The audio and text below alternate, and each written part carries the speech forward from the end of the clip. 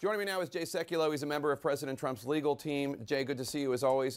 This week, a number of different conservatives expressed disappointment after reading the emails from Donald Trump Jr. in which he expressed glee at the prospect of getting dirt on Hillary Clinton from what he thought would be the Russian government.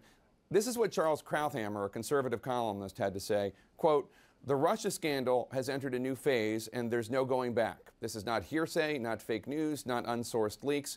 What Donald Jr. and Kushner and Manafort did may not be criminal, but it is not merely stupid, it is also deeply wrong, a fundamental violation of any code of civic honor."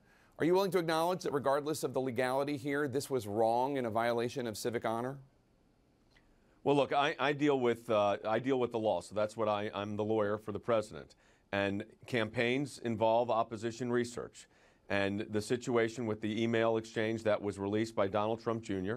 And what was described there is look at it compared to, for instance, the situation with the Ukrainians, the DNC, and the Clinton campaign. The moment that there's an FBI investigation or Senate and House Intelligence Committee investigations into Ukraine and the DNC and the Clinton campaign, I'm happy to discuss it. But that's not what's going on right now. And I know isn't that interesting that there isn't one? But go ahead, Jake. There isn't one because nobody from the Ukrainian government met with anybody from the Clinton campaign. But moving on from that, you're talking about the legality, and I understand you're a lawyer, but you're also a man of faith.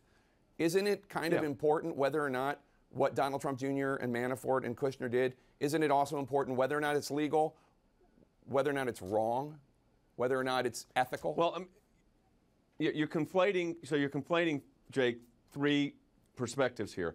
The legality, was the meeting and what took place legal or not? We, of course, and as almost every legal expert has said, it's not illegal. And then you're trying to put a moral, ethical aspect to it, and it's easy to do that in 20/20 hindsight, but not when you're in the middle of a campaign. And again, I'm not a campaign lawyer. I wasn't a campaign lawyer, but meetings were taking place, as Donald Trump Jr. said, 15, 20 minutes apart. This one went even shorter. So I think everybody that's looking backwards and say would have, should have, could have, and Donald Trump Jr. said he would have done some things differently. But to go back a year later and say this is what should have happened when the meeting itself was 20 minutes and a series of meetings that took place for days and days and months, I don't think that's fair to Donald Trump Jr., to Jared Kushner, or to Manafort for that matter, because no one was in the situation of that kind of campaigning in the middle of a presidential election. There's a lot of meetings and a lot of discussions about opposition research coming on all sides, Republican, Democrat, Independent. That's not with the nature of the body politics. Not with the governments of hostile foreign powers, Jay. I mean, that's not normal. You can talk about opposition research all you want, but the Russian government attorney, that's what this is billed at, with high-level intelligence on Hillary Clinton. I mean, for all Don Jr. knew, that was coming from the FSB, the successor to the KGB. That was coming from, human intelligence or signals intelligence. He had no idea where it was coming from. It's not normal Oppo. Normal Oppo is legally obtained. Well, the Ukrainian, I go back to the Ukrainian example. I know you don't want to discuss it because you say it's not being investigated, which raises a question. But here, in the Ukrainian situation, they actually exchanged documents from a foreign government. So because Paul Manafort did work in Ukraine, people in Ukraine wanted the United States to know, but that was all from a legal and public hearing. Well, wait a minute. He was running the...